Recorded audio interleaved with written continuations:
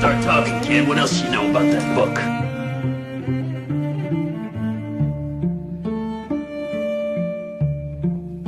In 1947, the suspected Roswell crash brings gray aliens into our naive terrestrial bubble. The crash site, having immediate proximity to Trinity, the first nuclear bomb tests, connects our contact with grays to the nuclear blasts. Such theories have been explored at length. Marty McFly is abducted by a UFO during an epic struggle to connect with Greys.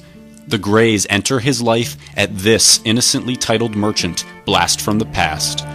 The correlation is obvious when one recognizes that Blast from the Past refers to the blast from the past, the atomic bomb blasts at Trinity in New Mexico that catapulted mankind into the atomic age and instigated contact with the Greys. This first contact takes place in 1947. The chronological connection is unveiled by an albino vermin with a suspiciously pronounced presence during Marty's encounter of the Greys at the blast. Roger Rabbit is set in 1947. This being the year that Greys are discovered near the blast in Roswell, New Mexico. To solidify that 1947 is indeed being pointed to, we will note that Marty is directed to this information of Greys at the blast by this man, Charlie Fleischer. What did you just say? I said I wish I could go back to the beginning of the season. Put some money on the Cubbies.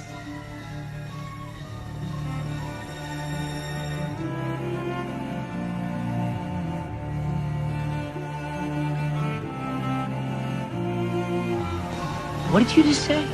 Fleischer, the actor, is the voice of Roger Rabbit, again taking place in 1947 along with the Roswell crash.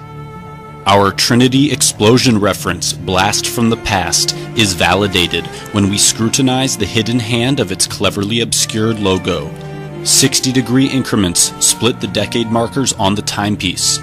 By drawing in the conveniently covered digits, we extrapolate the realization that the blast being referenced is indeed the Trinity explosion, as the hand points directly to 1945. The date of Trinity, couple 1945 with the accentuated word blast, and suddenly we see the light.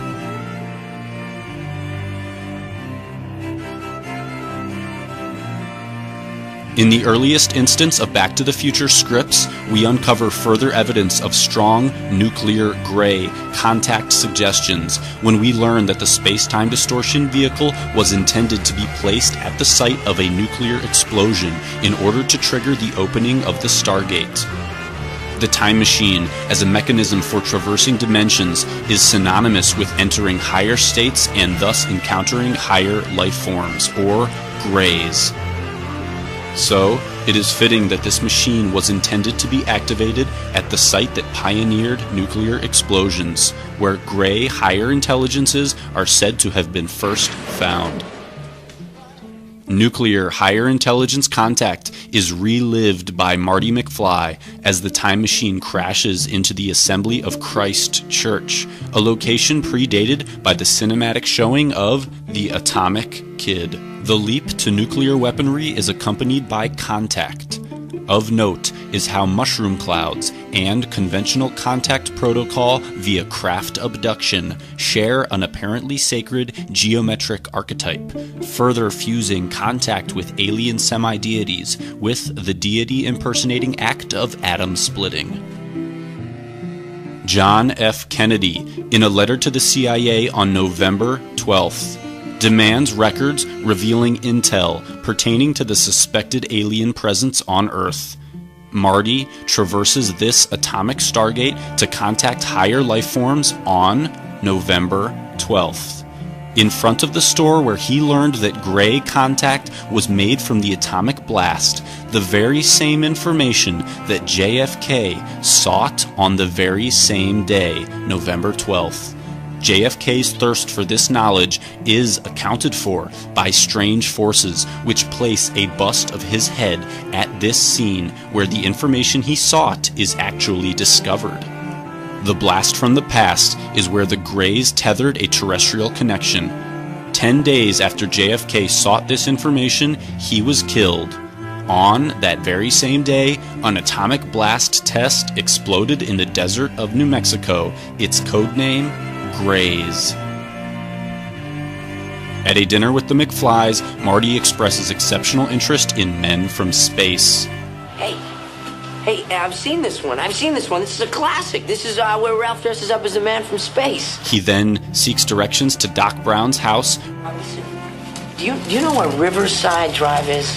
It's on the other end of town, a block past Maple, east end of town. Where the scientist has just conceptualized our nuclear gray contacting mechanism. Standing on your toilet and you were hanging a clock and you fell and you hit your head on the sink. And that's when he came up with the idea for the flux capacitor, which is what makes time travel possible.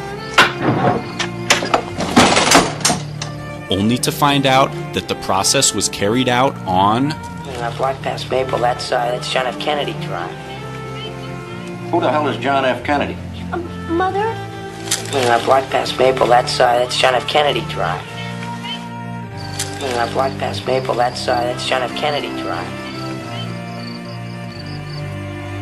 That's John F. Kennedy Drive. That's John F. Kennedy Drive. That's John F. Kennedy Drive. Drive. That's John F. Kennedy Drive. The very word secrecy is repugnant in a free and open society. And we are, as a people, inherently and historically opposed to secret societies, to secret oaths, and to secret proceedings. For we are opposed around the world by a monolithic and ruthless conspiracy that relies primarily on covert means.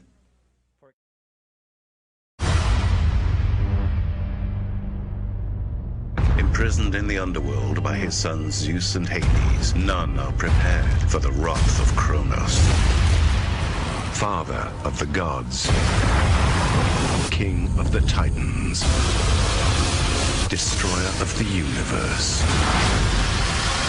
Once betrayed by his children, Kronos returns for his revenge. When the Titan King rises, the world will end.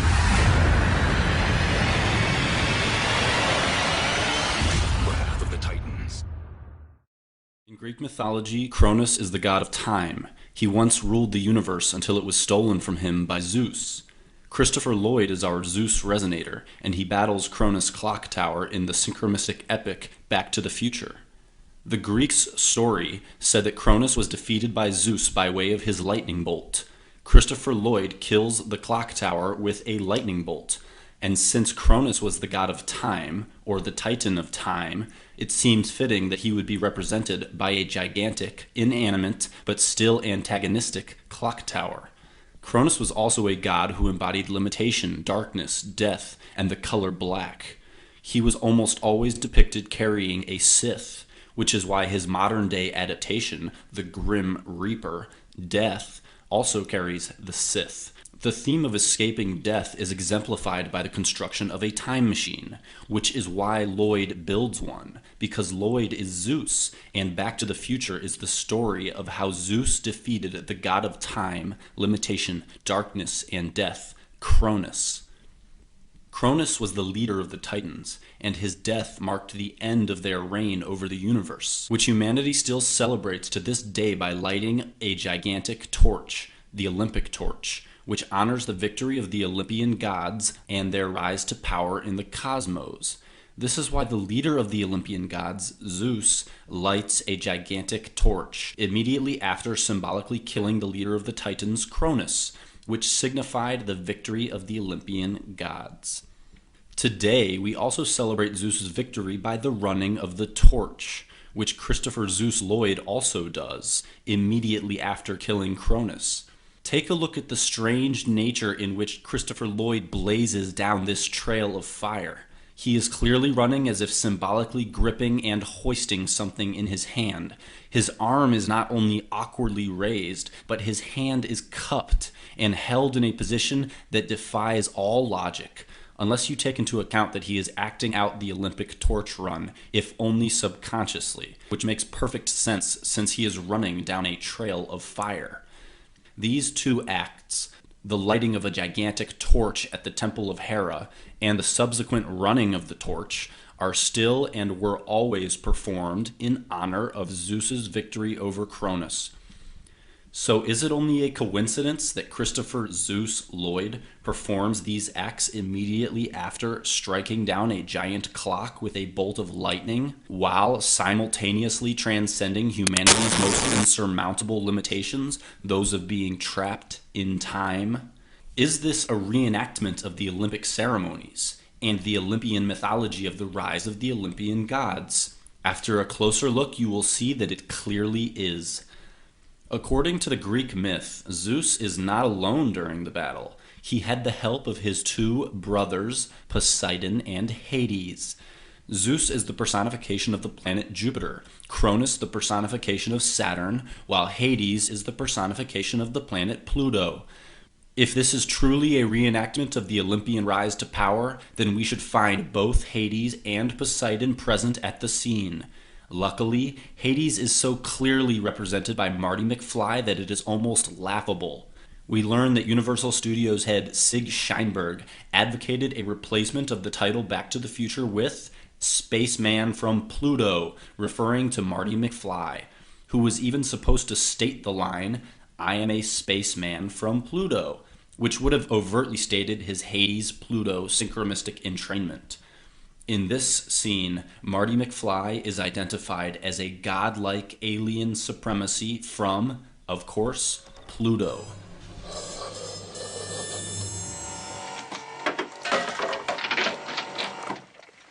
Hey, Doc? Then there's the introduction of Marty McFly, where for the first time ever he enters into frame to garner first impressions from an estranged audience, only to draw the audience's attention directly to the element plutonium, which is directly named after the planet Pluto. He is introducing himself, not just as Marty McFly, but as an earthly personification of the planet Pluto, and thus the god Hades. Each of the three brothers had a special weapon which they used during the battle against the god of time Cronus. Zeus had his lightning bolt, Poseidon had his trident, Hades had his helm of darkness, which made him invisible. In the second film, Marty becomes the Invisible Man, wearing a black hat and an all-black disguise in an attempt to be unseen, which he achieves for a large portion of the film, whereby he walks about in broad daylight and plain sight but is never spotted. Invisibility is his power. Marty is also the only character in the entire trilogy to ever actually turn somewhat invisible. Thus we have the two brothers, Zeus and Hades, fighting against Cronus Clock Tower. The scene has come together quite nicely. If only we could find the last piece of the puzzle, the third brother, Poseidon, somewhere. This scene happens moments before the clock tower fight scene. Hades is doing his invisible thing, and there he is. The last piece to the Olympian god puzzle falls solidly into place, and our Olympian trio materializes, ready for a reenactment of the transition from the age of Saturn, Cronus, to the age of Zeus, Jupiter. In the midst of the battle, we are hit with a remarkable sync event. This exploding clock is followed up instantaneously by the flashing of the commonly associated alternative name of Cronus Saturn, L. Watch as Cronus announces his presence with the exploding clock, and then the flashing of his name across the screen, roaring through the very fabric of the film to identify himself as the deity associated with all the time travel, clock tower madness. This ritual represents the end of the reign of Saturn, which is why it takes place late at night on Saturday, the end of the day of Saturday, the end of the day of Saturn. Next Saturday night, we're sending you back to the future. Okay, all right. Saturday's good. Saturday's good. Jupiter is the astrological ruler of the zodiac signs 12, Pisces, and 9, Sagittarius, which is why, amidst the celebration, Zeus Jupiter Lloyd stands inside the astrological symbol of the 12th sign, Pisces, while just over his left shoulder is a giant 9, drawing our attention to the 9th sign, Sagittarius, whose symbol is an arrow. Luckily for us, this giant 9, curiously enough, is made out of an arrow.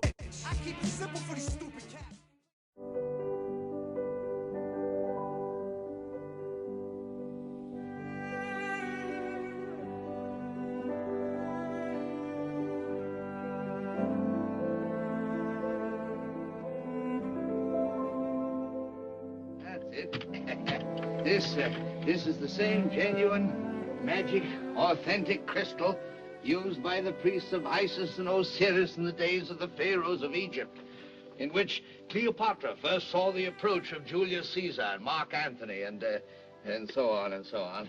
Now, you'd better close your eyes, my child, for a moment in order to be better in tune with the infinite. We can't do these things without reaching out into the... For a moment. You better close your eyes, my child, for a moment in order to be better in tune with the infinite. For a moment. You'd better close your eyes, my child, for a moment in order to... With the infinite. Close your eyes in order to be better in tune with the infinite. Close your eyes.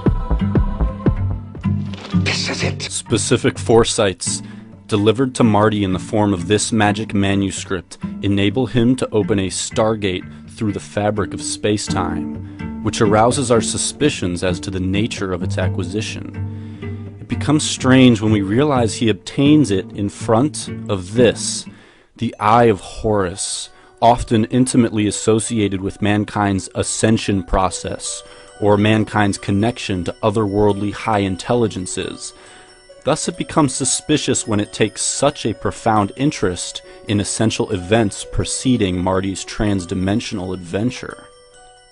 We might even infer that the Eye of Horus was responsible for giving Marty the key to opening his time travel stargate. The ascension process, as well as the Eye of Horus, is often intimately associated with the pineal gland, almost exclusively associated both etymologically and optically with the pine cone. Marty McFly graciously interacts with the pine cone, or the word pine, by sitting on top of it, just before receiving his stargating scripture.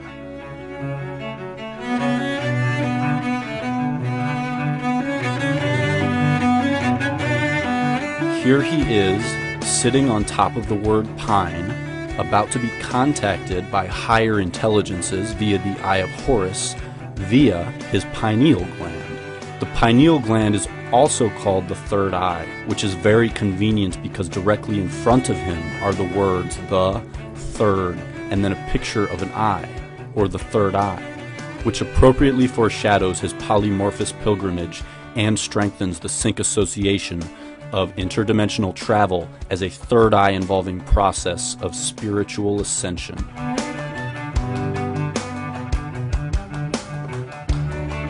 Not content at merely overseeing the events of that day, these otherworldly higher intelligences return to again meander the backdrop of Marty's manuscript acquisitions.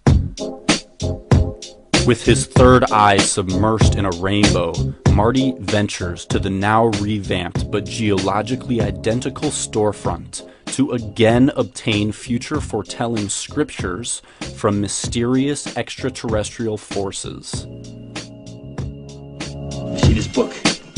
This book tells the future. The information in here is worth millions. Gray's Sports Almanac. Gray's Sports Almanac. Gray's. The Greys have also been intimately associated with the Eye of Horus. two symbolic equivalents to higher consciousness or higher intelligence that Marty happens to interact with.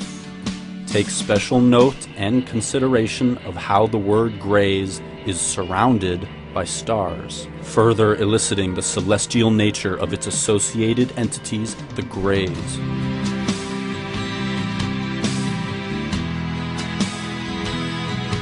Something very strange happens as Marty is first introduced to the book. This book that is brought to him by grays is surrounded by stars and is being handed to this Stargate quester. At the very moment that it first touches his fingertips, it becomes completely surrounded by images that document humanity's most profound initiation into interstellar travel or cosmic endeavors, Apollo's missions to the moon, as if to foreshadow Marty's own personal journey into the non-local, extraterrestrial realms of existence. The operative alien representative word, grays, in fact makes direct contact with the most iconic of the Apollo photos just at the moment Marty is receiving the book for the first time.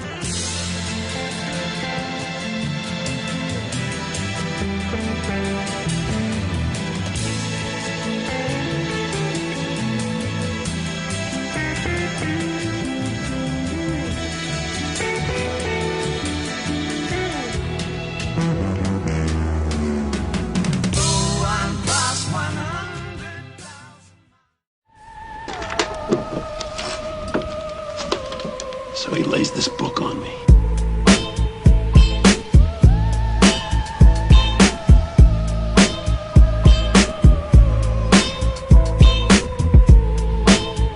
What is it, Paul? Looks like an airplane. Well, wait. That ain't no airplane. Look.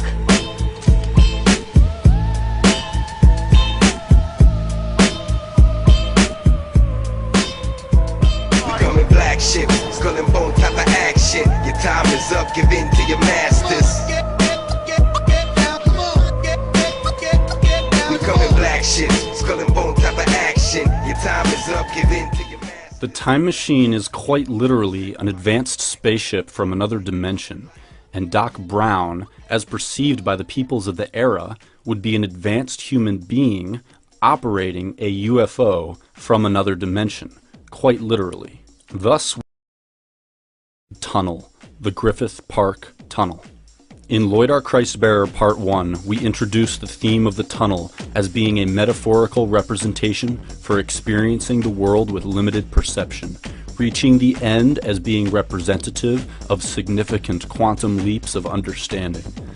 We noted Christopher Lloyd is consistently positioned at the tunnel's exit to be dramatically discovered by distressed protagonistic tunnel-goers, validating his candidacy to represent the light, or the truth that is carried by higher consciousness or higher intelligences. Let's not forget previous sync associations of Holy Man Christ-bearer Lloyd to substratospheric messianic force Jesus Christ, and God of all gods, Mount Olympus's Zeus, which fits ever so nicely as Marty travels in fear down the tunnel of limited perception to be saved by the light, the Christ, Zeus, interdimensional higher intelligence, UFO operating Christopher Lloyd.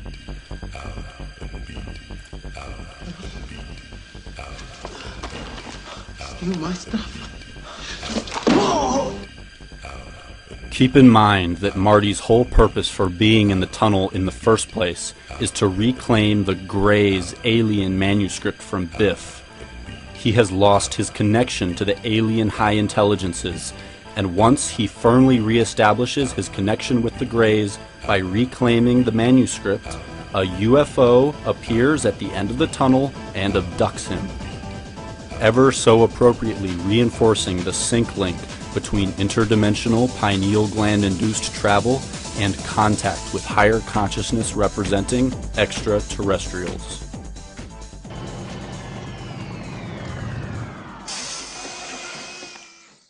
All right, Arnie. Let's find Jennifer. I don't believe it. I live in Hilldale. This is great. Way to go.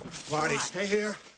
Change clothes. If I need you, I'll holler. Oh, come on, Doc. I want to check out my house. We can't risk you running into your older self. Come on, Arnie. Let's go.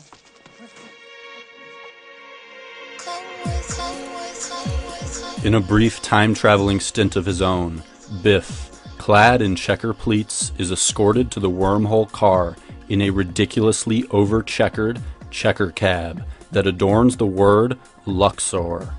A quick Google image search reveals a puzzling and unmistakably obvious association of the word Luxor with celestial contact-evoking Stargate monuments originating in ancient Egypt, and being intimately connected to Eye of Horus powers also associated to Marty and stargating. The Eye of Horus delivers Marty the essential ingredients for opening a stargate, while this night sky illuminating Egyptian pyramid escorts Biff towards the same stargating fate. Be careful, old timer, there's a rough neighborhood. Right here. Biff's only encounter with time travel is not just accompanied by the Stargate Pyramid, but also happens to come immediately after he finds the gray alien representing Sports Almanac.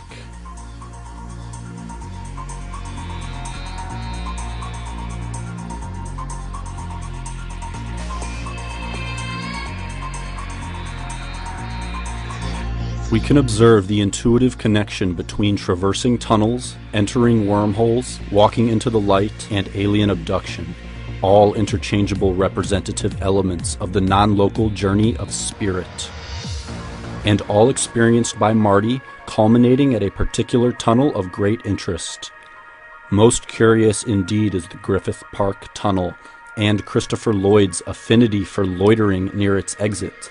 He does not merely star in movies featuring this tunnel, nor does he even merely interact with the tunnel. He always plays out the same story of being found directly at the tunnel's exit, in one instance by a man chasing after a white rabbit accompanied by the Scarlet Woman, operating a checker cab down the rabbit hole towards salvation. The very same rabbit hole traversed by Marty while pursuing the alien contact almanac, which he happened to first discover on display here, adjacent to stargating paraphernalia. The same white rabbit being pursued by our other Christopher Lloyd discovering Griffith Park Tunnel adventurer. Marty is being told to pick up the book and follow the white rabbit. Strange how we have Marty standing before two items that have both been used to lead to Christ at the end of the Griffith Park Tunnel. Marty, whose first supernatural contact episode was with the Eye of Horus, is now saved by Christopher Lloyd below a Spirit of Horus representing Egyptian obelisk, which is the cornerstone to the landscape design of the Griffith Observatory, which rests directly on top of the Griffith Park Tunnel. Lloyd's tunnel consistently syncs with embarking on the non-local spiritual journey, and it was actually built in order to access an observatory of the heavens that houses a monument honoring the Spirit of Horus. The Spirit of Horus tunnel is also featured momentarily in The Adventures of Buckaroo Banzai Across the Eighth Dimension. Dr. Buckaroo Banzai, perhaps you can explain yourself. The film begins as Buckaroo is going to pilot the world's first interdimensional traveling car, much like his Back to the Future counterpart, Marty McFly. Banzai shows up fashionably late due to the fact that he is in the middle of performing surgery. May I have the curved Yasagil, please? It's not here, Dr. Banzai. Let me have the straight one then. Dr. Banzai is using a laser to vaporize a pineal tumor without damaging the quadrigeminal plate. Subcutaneous microphones. Dr. Banzai is using a laser to vaporize a pineal tumor without damage. Pineal. Dr. Banzai is using a laser to vaporize a pineal tumor without damaging the quadrigeminal plate. Of all of the surgeries that he could, brain surgery on the pineal gland, another strange parallel to Marty McFly. After interacting intimately with the pineal gland, he pilots mankind's first successful interdimensional journey. helping us draw the same conclusions about pineal gland-induced ascension that we saw displayed in the Epic of Marty McFly. Highlighted on Banzai's car is the value 88. It is overtly plastered on the hood, doors, and license plate. The car itself is even named the HB88. When this baby hits 88 miles per hour, you're gonna see some serious shit. When this baby hits 88 miles per hour, you're gonna see some serious shit. With many questions to be answered, we jump to a scene where Banzai begins pursuing this white van that features a haloed mountain or Stargate type logo. And he ends up chasing the van through the Spirit of Horus tunnel. The very same tunnel that Marty chased the Gray's alien almanac through. Inside the van is one of the parts that allows his car to function properly and travel hyperdimensionally. Without it, he cannot open wormholes. So, you see that we have two men traveling through the Spirit of Horus tunnel, both striving to reconnect with higher intelligences or with their ability to contact higher intelligences. Marty must reclaim the Gray Alien Sports Almanac so that the alien UFO, operated by Christ Lloyd, will connect with him, while Banzai must get his hyperdimensional car part from the van with the Stargate logo. The kicker is that the van with the Stargate logo at the end of the Spirit of Horus tunnel is operated by Christopher Lloyd, playing an alien. And cough up the crucial missing circuit.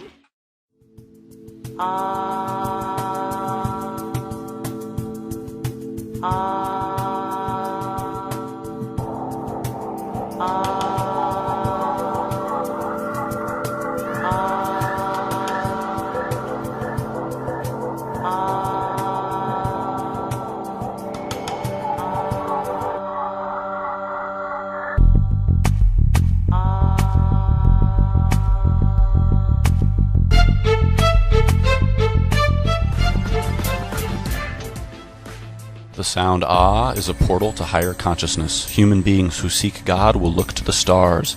This causes an elongation of the throat and vocal cords, a position conducive to producing the sound ah. Ah in Hebrew is aleph and hey. Aleph meaning the most high or divine. Hey means the window of the breath. Ah means the window of the breath that lets in the divine. Perhaps this is why meditation masters claim that meditating on the sound ah connects one with spirit. Ah is the sound we make to accept medicine. Medicine flies under the flag of the caduceus because it originates with medicinal and theogenic drugs that caused spiritual journey. Reaching higher consciousness means reaching higher states of awareness. Every time our consciousness grows, when we become more aware of something, we say, ah. The dust we shall return. Even when thinking or speaking about divinity, we are forced to say ah, because the word is ingrained in all of our words for God. Laughter, our greatest expression of joy, is an experience of spiritual growth. That is why laughter is pronounced ha, ha, ha, ha, more recently as LOL or LOL. Ha ha ha LOL reflects perfectly Jehovah Elohim, both gateways to divinity or joy. Humans intuitively understand that laughter is the best medicine. Higher consciousness lies in the stars. Looking at the stars forces us to say ah because of the position of our neck and throat. Monty Python and the Holy Grail is the search for an artifact that grants powers of Christ. The men encounter a white rabbit, then enter the rabbit's hole, where they find writing on a wall by Joseph of Arimathea, who tells them, "Find the Holy Grail in the castle of Triangle, square, pentagon, hexagon, heptagon, octagon, nanogon, decagon. One of these shapes is not like the others. The O in octagon is pronounced ah. The Great Pyramid is an octagram, just like Akhenaten or Amen or Amen-Ra. That is why our old shamanistic medicine men told us to meditate and say ah. The Stargate of Ah is the opening of the mouth to say ah, so as to receive medicine from your witch doctor or shaman. Shaman were Amen. The modern shaman is a doctor. While shaman were both medicine men and spirit guides, the doctor is also both medicine man and spirit guide. Doctors oversee our entrance into life on earth. They help to prolong our stay on this physical plane.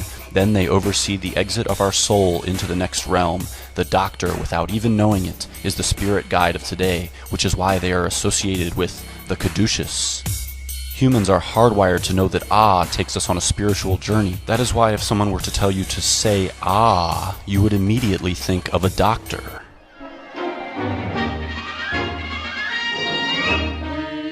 Off to see the wizard, the wonderful Wizard of Oz.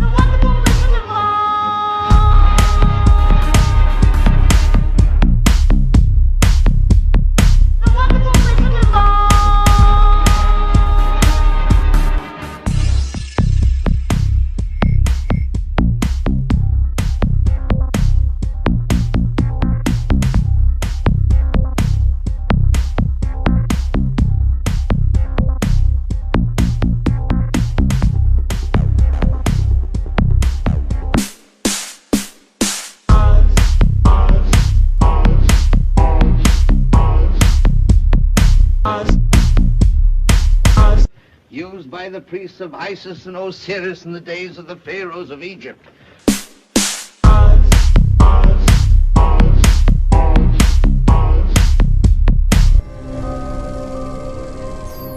Hello. Before I became the omnipotent and all-powerful ruler of Oz, I was a magician. You may be asking yourself why at this moment, at the time of your victory, I would show up. I just wanted you to understand how I managed to bring this off. Over the rainbow or into color is a metaphor for stepping into the light, being able to see new parts of the energy spectrum, becoming aware of new information that has been floating around us all along. Dorothy steps into the light of color, her metaphorical ascension. She gets there by journeying through a metaphorical wormhole, an earthbound wormhole impersonator, Tornado. She steps into the land of enlightenment. The sound we make when we suddenly become enlightened is ah. That's why the Lord of the land of enlightenment is Oz.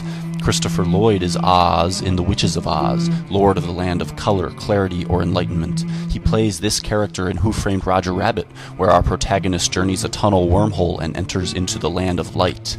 The lord of that land being Christopher Lloyd. Since I've had Toontown under my jurisdiction, my goal has been to rein in the insanity. Macaulay Culkin journeys the wormhole tunnel, then becomes engulfed in and enters the land of color, traversing the rainbow, stepping into the spectrum. The lord of this land is Christopher Lloyd.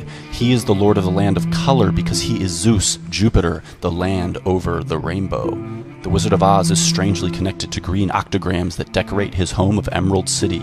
Ground Zero is the location of Emerald City in The Wiz, and is home to a giant green octagon, the base of One World Trade Building. Christopher Lloyd's Oz movie takes place in New York City. Ground Zero is bordered by two parallel streets called West and Greenwich, or Green Witch of the West, another overt Oz resonance. The octagram is worn by Oz Lloyd in the movie DuckTales, where he hovers above an airplane that crashes into two towers, which then collapse. The ensuing scene eerily reminiscent of 9/11. Immediately after the carnage, he lands atop a pyramid.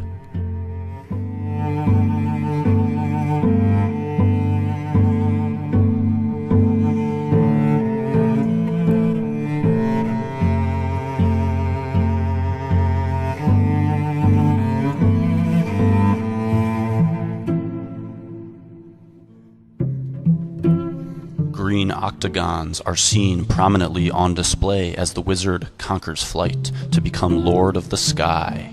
Sky god Zeus is an eagle in myth.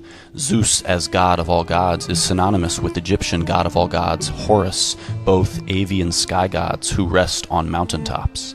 Zeus atop Mount Olympus is the same as Horus atop the pyramid. They are both the same god. On the dollar bill, they are portrayed in green, Zeus eagle and Horus atop the pyramid, which is concave and thus octagonal, or a green octagon, surrounding our declarations of monotheistic authority.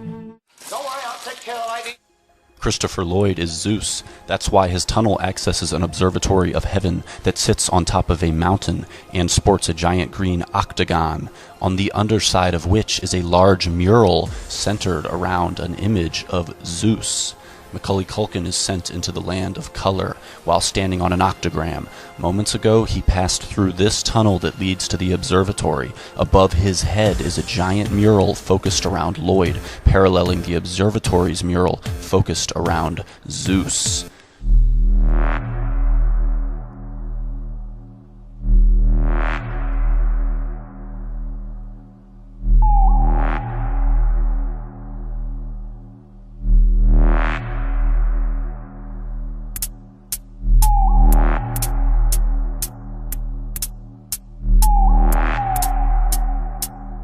The answer to the ultimate question.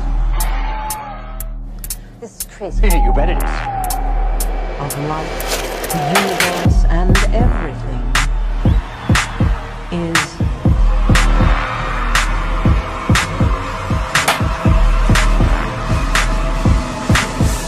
42.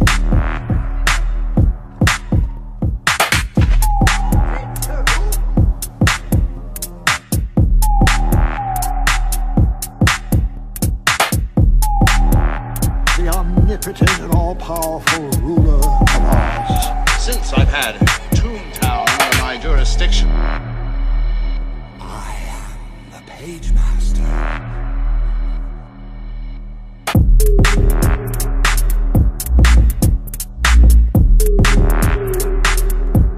The observatory's origins are less than innocent. Designed by John C. Austin, an architect exclusively devoted to constructing free Masonic temples.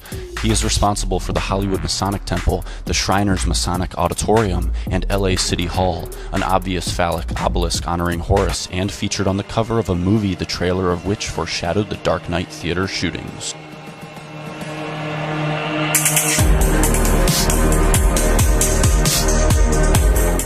Suspended from the ceiling on the underside of the octagon is the observatory's focal piece, a Foucault pendulum. It rests underneath the mural of Zeus. These scientific devices measure the rotation of the Earth. Each Foucault pendulum will take a specific number of hours to complete one rotation, depending on where on Earth it is located. For the location of the Griffith Observatory, the rotation period is 42 hours. Thus, we have 42 suspended from an image of Zeus, conjoined to an octagon. Considering the scenario played out with the mural of Lloyd and the Griffith Park Tunnel, and his previous Zeus associations, we can connect this Zeus green octagon to Lloyd sitting atop the Giza Octagon Stargate Pyramid in his Zeus eagle form while wearing a green octagram, after just observing a plane crash into two towers as one did at the revealing of the Ground Zero octagram.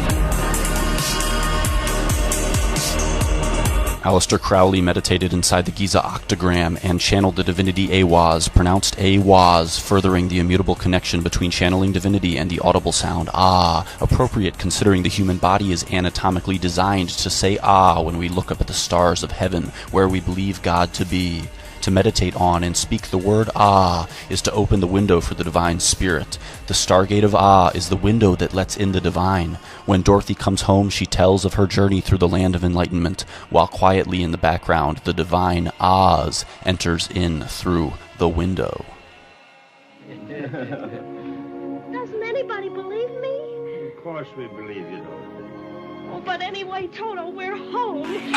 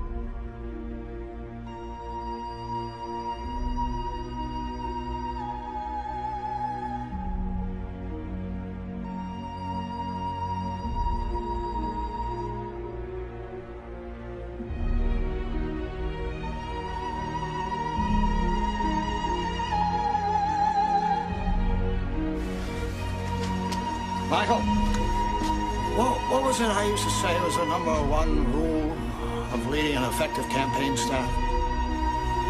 Don't think you know all the answers. Don't think you know all the answers.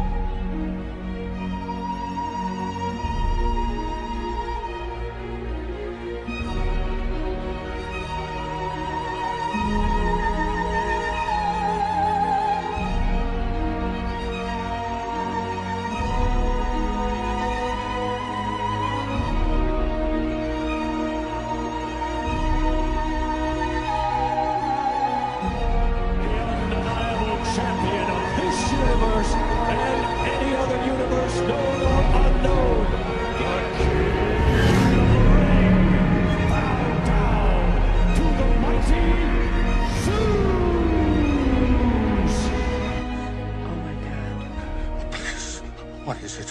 What do you need? Lloyd is most famous for his role as DB Doc Brown in the Back to the Future trilogy, in which he is summoned to capture lightning and is obsessed with measurements of electric current. Lloyd also enters popular consciousness with his role as Uncle Fester, a character said to have been struck by lightning and able to conduct electricity. The popular arcade game Electrifying being inspired by Fester's flair for the electromagnetic. I told you one stick was enough! 1986 Hollywood film Miracles, Christopher Lloyd stars as Harry, shown here in a trailer not short on lightning bolts. Miracles. Zeus, as the god of all gods and ruler over the sky, is symbolically portrayed as an eagle, which also rules the sky. In the 1990 film DuckTales, Treasure of the Lost Lamp, Lloyd voices a villain who systematically morphs into an eagle and rules the sky. Here we see Lloyd Christ as a Zeus eagle, landing atop a Christ consciousness representing Egyptian pyramid.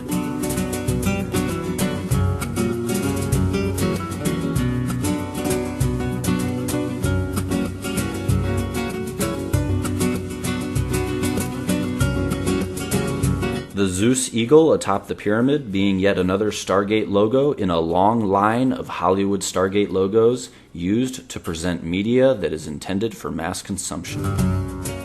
Contact at Jupiter represents the death of the limited self and the rebirth into oneness. Wednesday Adam reads a note from Uncle Fester, played by Christopher Lloyd, then pronounces him dead, all in training with the death of our Lloyd and Zeus resonating eagle. And very lonely, you will understand. Love, Uncle Fester. He's a dead man. Go!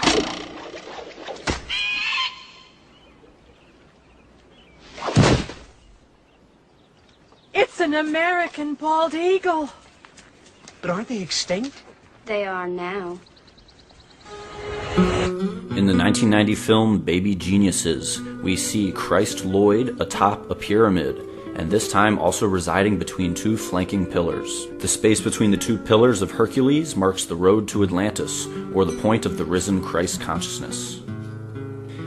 Behold the Page Master, pitting Christopher Lloyd glowing with divinity, emerging from the space between two pillars, indicating that he is the risen or resurrected Christ consciousness, complete with his title, Christ-bearer Holy Man. Again, Lloyd is residing in the space between two pillars as he voices the villain from the animated film Anastasia. The pillars representing duality, while the space between them represents oneness, the oneness that is higher consciousness. In this telling image, Christ's head is coming into contact with the sun, which itself has enveloped a pyramid-type monument. The luminous light emanating from the space between the pillars is another indication pointing to rebirth. The word Anastasia is a Greek word that in fact means resurrection. I have so many fond memories of Paris. Excellent.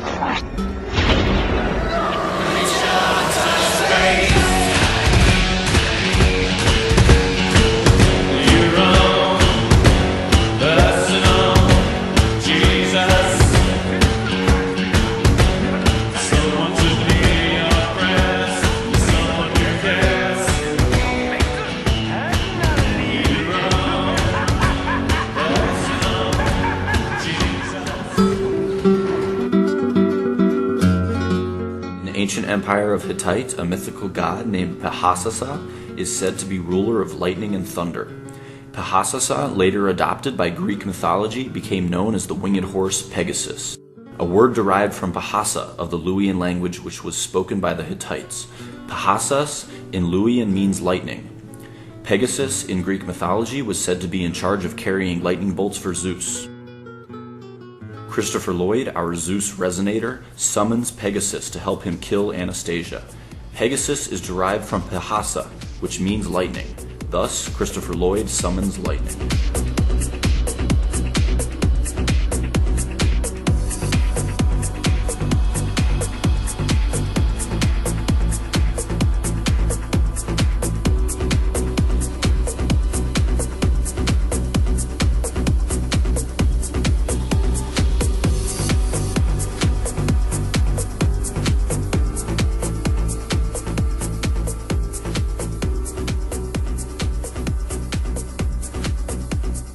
In the 1993 film Angels in the Outfield, Third Rock from the Sun E.T., Joseph Gordon-Levitt rides his bike past an inconspicuous Stargate archetype.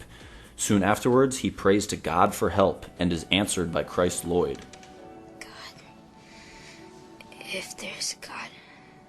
Yes! Yes! Amazing play. I love it when they come from above like that. From above? The sky deal. It's a good entrance for them. You mean you saw them? The angels? Angels? Of course I saw them. They're with me. Who are you?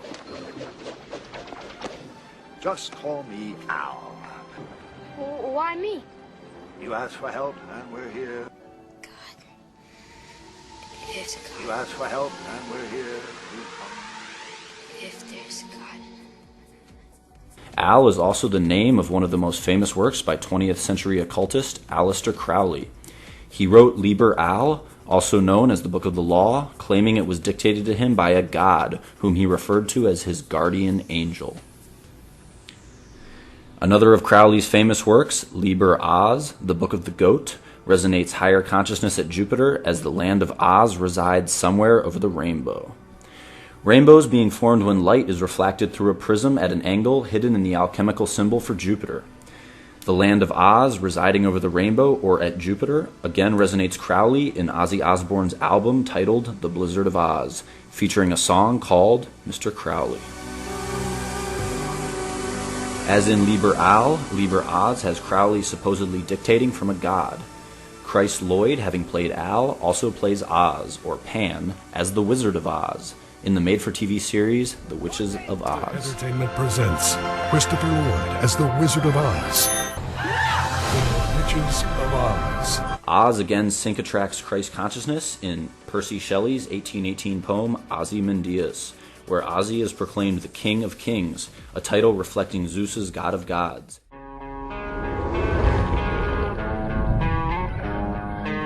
Percy, I need your help. This is for gods, not humans. You will learn someday that being half human makes you stronger than a god.